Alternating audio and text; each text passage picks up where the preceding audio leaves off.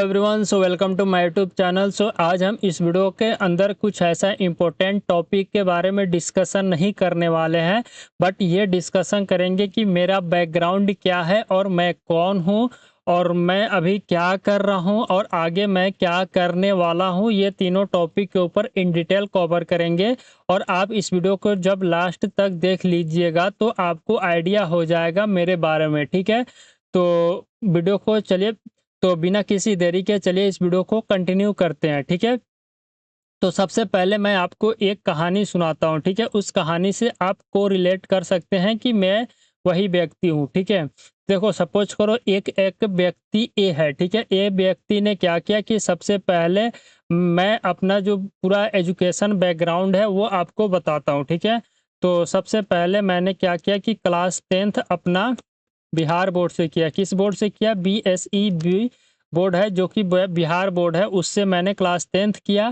किस साल? 2018 में मैंने क्लास 10th पास किया और परसेंटेज मेरा जो आया क्लास 10th में 55 के अराउंड। ठीक है, क्या आया? 55% के अराउंड मेरा क्लास 10th में परसेंटेज आया।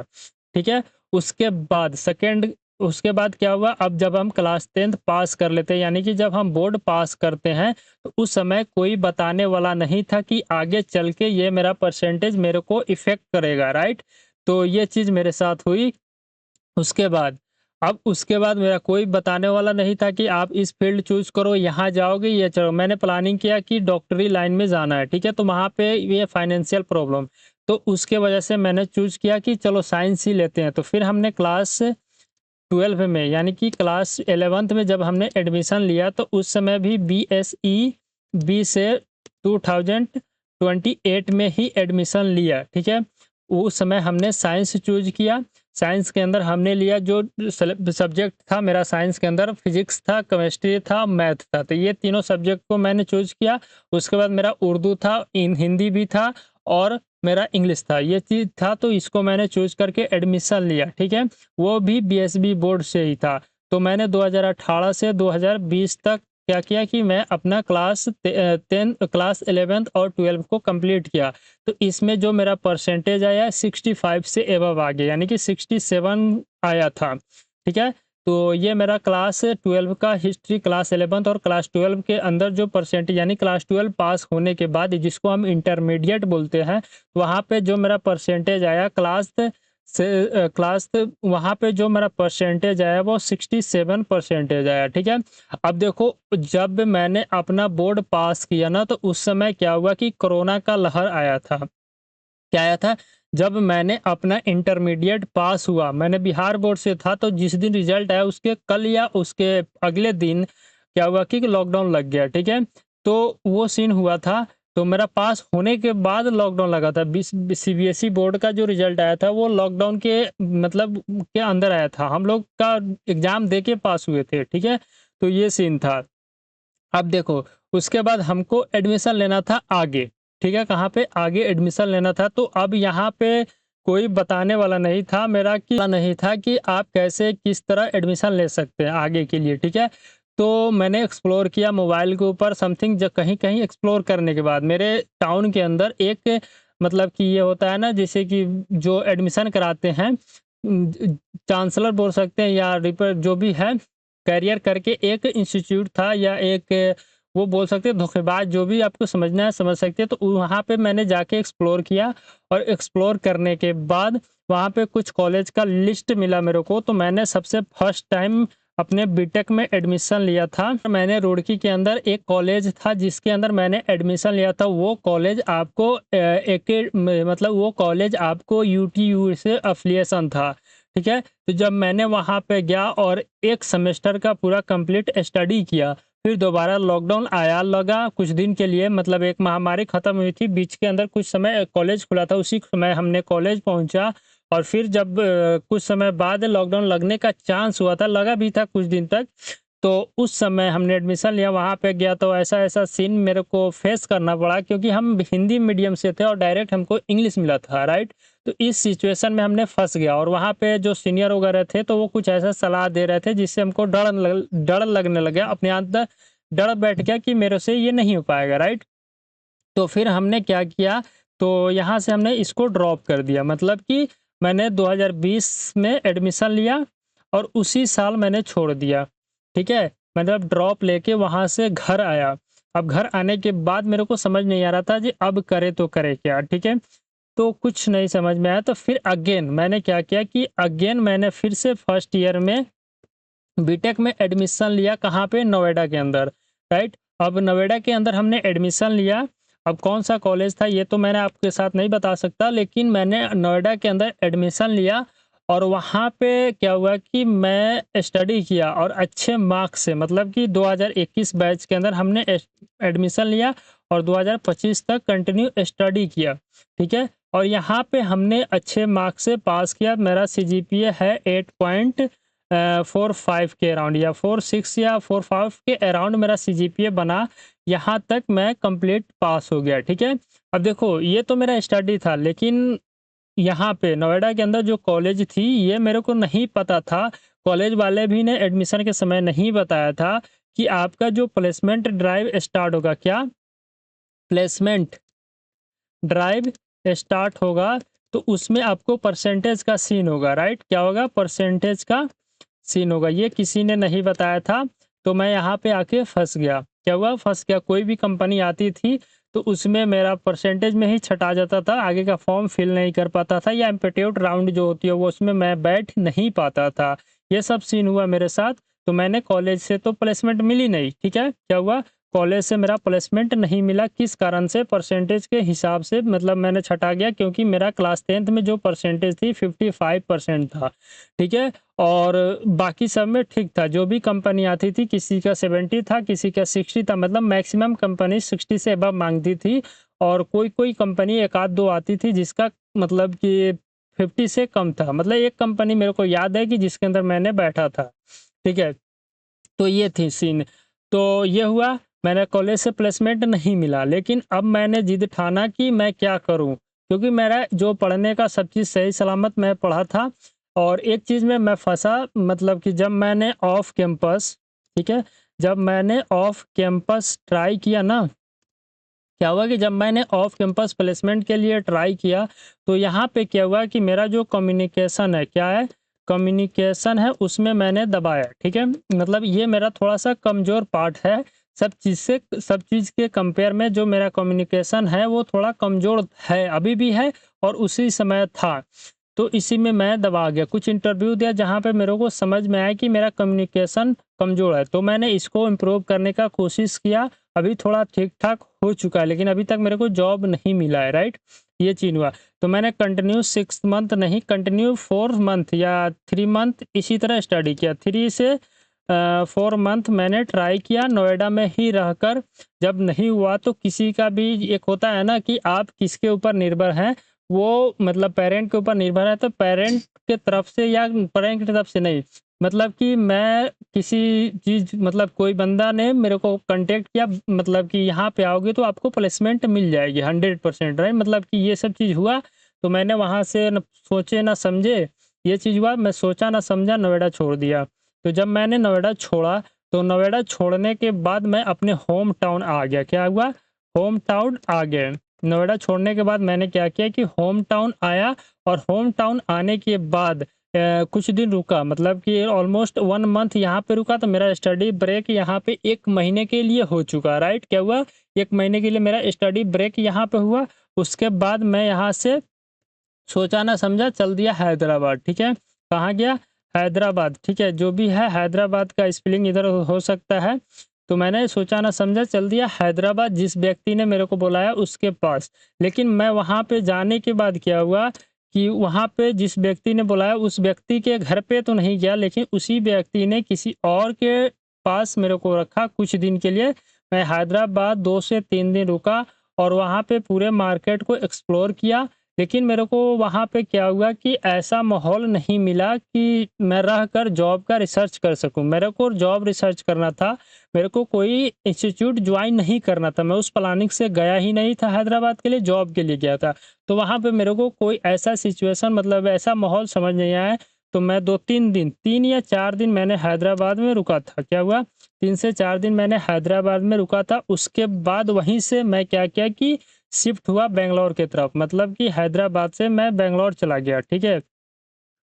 क्या हुआ कि मैं बैंगलोर चला गया, ठीक है? स्पेलिंग इधर तो हो सकता है बैंगलोर का, तो मैं बैंगलोर गया और वहाँ पे जाने के बाद मैं 2 मंथ तक रुका, ठीक है?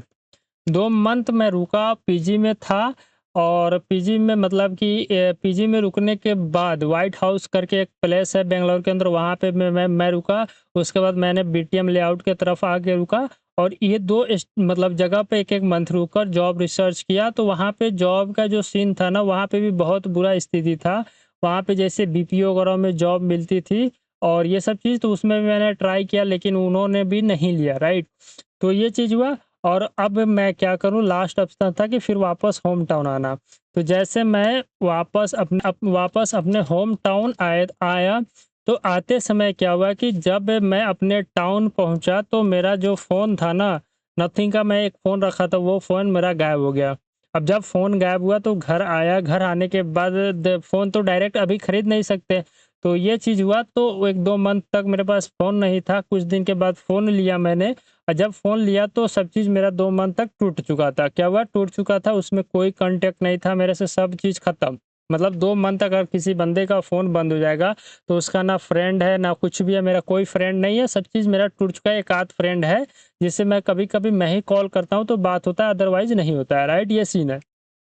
तो मेरा सब चीज़ टूट चुका। अब मैं इस समय एक्टिव हुआ हूँ कुछ, मतलब कि मैं फ़रवरी के समय बैंगलोर से घर आया था, तो फ़रवरी, मार्च, अप्रैल में शायद मैंने फ़ोन लिया था, मई, जून, मतलब ये सीन है। तो धीरे-धीरे मैं कोशिश कर रहा हूँ कि एक्टिव होना स्टार्ट करूँ। तो ये चीज़ है, मेरे बारे में जो था मैंने आपको बता दिया। यही सारा है और मैं जो फँसा हूँ इसी के वजह से फँसा हूँ, ठीक है? क्योंकि मैं जब बैंगलोर गया था ना, तो वहाँ पे मैं सोचा था कि एक आध इंस्टीट्यूट में जॉइन करके जॉब लेने का ट्राई करूँगा। तो वहाँ पे भी इन्होंने का यही क्राइटेरिया मेरे को मारा, कॉलेज के प्लेसमेंट ड्राइव में भी यही क्राइटेरिया मेरे को मारा, लेकिन ऑफ कैंपस के ड्राइव में नहीं मारा। ऑफ कैंपस में मैं यहाँ पे फँस गया कम्युनिकेशन स्किल के अंदर। लेकिन मैंने ऑफ कैंपस मोटा-मोटी बताऊँ तो आपको 10 या 8 से 10 इंटरव्यू दिए थे, जिसके अंदर मैं कम्युनिकेशन में ही दब गया था, ठीक है? बाकी सब मेरा ठीक है। तो ये जो ए व्यक्ति का आपको बताया ना, इतना सारा जो इंट्रोडक्शन जो भी है, ये सब ए व्यक्ति से जो कोरिलेट करता है मेरे साथ, मेरा सिचुएशन यही है, ठीक है? जो मैंने आपको डिस्कस किया और बताया, ठीक है? तो ये चीज़ है।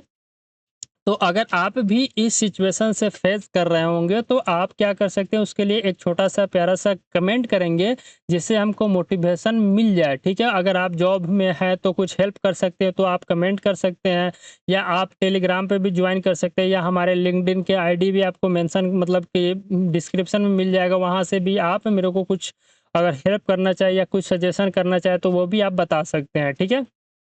ये चीज़ हुआ। तो ये मेरा छोटा-सा इंट्रोडक्शन था जिसको मैंने आपके साथ शेयर किया, ठीक है? अब बात आती है कि मैं क्या कर रहा हूँ अभी। देखो, अभी तो मैं कुछ नहीं कर रहा हूँ, लेकिन मैं सोच रहा हूँ कि एक चीज़ करूँ कि गेट का तैयारी करना स्टार्ट कर दूँ अच्छे से और अगले बार जो गेट का एग्ज़ाम होने वाला है उसको मैं दूँ। क्योंकि अभी तक मैं कोई कॉम्पिटिशन का एग्ज़ाम नहीं दिया हूँ, या तो वो जेईई का हो या जो भी है, उसको कोई चीज़ का मैंने एग्ज़ाम दिया नहीं हूँ अभी तक। तो इसलिए मैं सोच रहा हूँ कि एक बार गेट का एग्ज़ाम दे दूँ, क्योंकि इससे पता चलेगा कि मेरा जो लेवल है, क्या मेरा कॉम्पिटिशन में हो पाती है या नहीं हो पाती है, उसको भी मैं चेक कर सकता हूँ।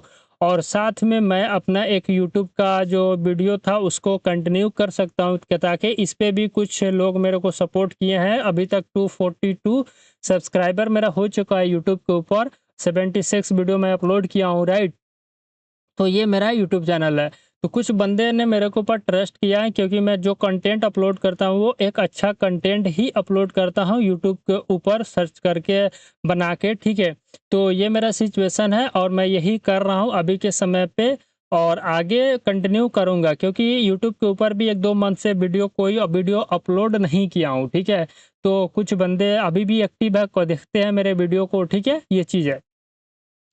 और आगे क्या करने वाला हूँ ये बताता हूँ। तो आगे मैं क्या करूँ, क्या नहीं, ये तो मेरे को नहीं समझ में आ रहा है। मैं यही सोच रहा हूँ कि जो मेरा स्किल है, मैंने जो पढ़ के रखा है, उसी के अंदर और मजबूती से उसको दोबारा रिवीज़न करूँ कुछ दिन टाइम दे के और खुद से फिर जॉब के तलाश में निकलूँ कि कहीं पे जॉब मिल जाए या ना मिले कि ना मिलेगी, लेकिन फिर से ट्राई करने का कोशिश करना चाहिए, क्योंकि कोशिश करने वाला का जो कहानी एक सुनते रहते हैं हम लोग जी, कोशिश करने वाले की कभी हार नहीं होती है।